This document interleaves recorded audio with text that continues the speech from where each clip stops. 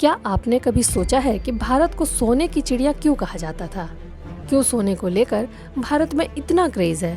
तो जनाब, जहाँ की नदियों में सोना बहता हो उसे सोने का देश तो कहा ही जाएगा ना। जी हाँ, आपने सही सुना।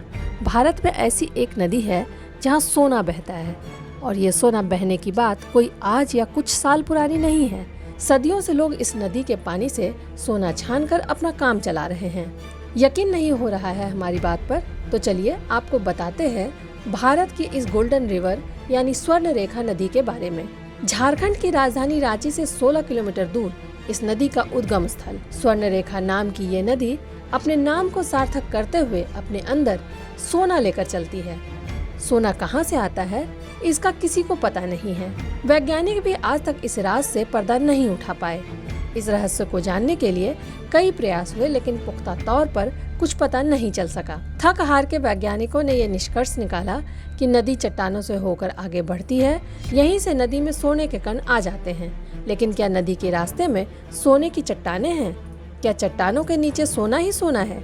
इस बात की पुष्टि अब तक नहीं हो पाई है। अब आप सोच रहे होंगे कि नदी के किनारे बसे लोगों के तो मजे हैं, जब चाहे नदी पर जाओ, सोना छानो और अमीर हो जाओ। तो जनाब, आप गलत हैं।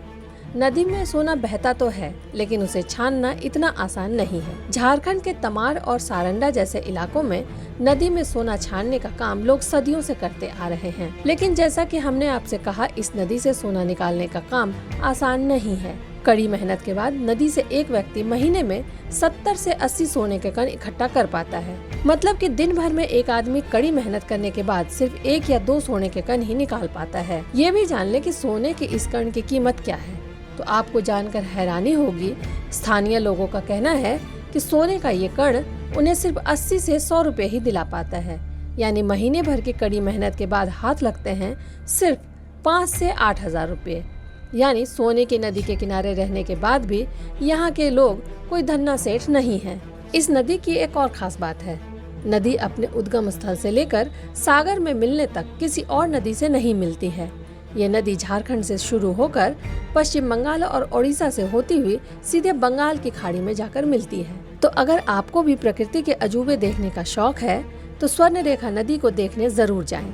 साथ ही ऐसी ही दिलचस्प खबरों को देखते रहने के लिए द भारत नाउ को सब्सक्राइब करें और हमारे लेटेस्ट वीडियोस की जानकारी सबसे पहले पाने के लिए बेल आइकन दबाएं। सीमा फैजी की रिपोर्ट।